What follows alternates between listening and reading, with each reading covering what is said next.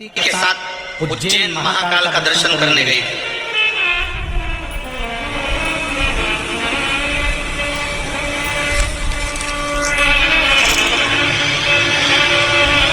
मैं परमेश्वरी त्रिवेदी रायपुर छत्तीसगढ़ से कहीं बैठी हैं, आप ही हैं?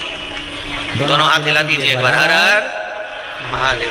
आपने पत्र में लिखा है बहन, गुरुजी शिव महापुराण का असर क्या होता है और शंकर की भक्ति क्या होती है, इस पत्र में लिखती हूँ मैं। गुरुदेव, मैं अपने पति के साथ देवाधिदेव महादेव का दर्शन करने उज्जैनी महाकाल गई और महाकाल बाबा के दर्शन करे मैंने, बड़े भाव से दर्शन करे गुरुजी। बहुत आनंद आया क्योंकि शिव पुराण सुनने के बाद पहली बार ज्योतिर्लिंग का दर्शन करने गई थी और बाबा देवाधिदेव महादेव का दर्शन कर कर मैं वापिस लौट रही थी।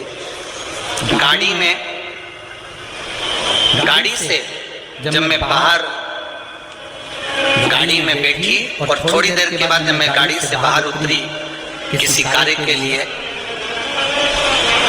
कुछ खाने के लिए, तो मेरे बैग में पैसे नहीं थे। मेरे 25,000 रुपए कहीं चले गए थे, गिर गए थे। वैसे भी कोई तीर्थ करने जाता है तो थोड़ा तो पैसा ज्यादा लेकर जाता है।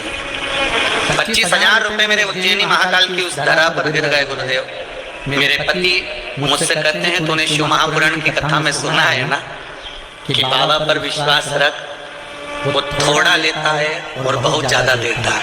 तूने सुना है ना? एक बार तू ही कह रही थी मुझसे, इस पत्र में लिखा है कि तू मुझसे कह रही थी कि बाबा पर भरोसा रख और तेरे 25,000 गिरे हैं जिसने बाबा पर भरोसा करा, और तुझे अगर विश्वास है शिव पुराण पर तो 25 नहीं 50,000 बाबा देगा।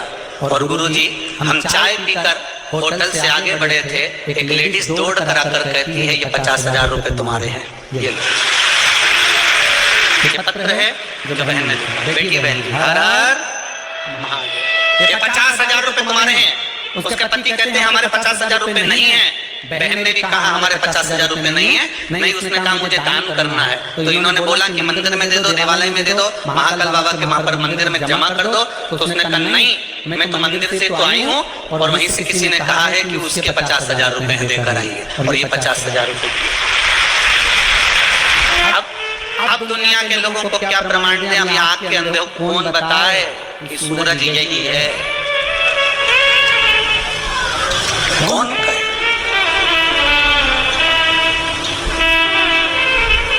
एक बार आजा आजा शिव जी,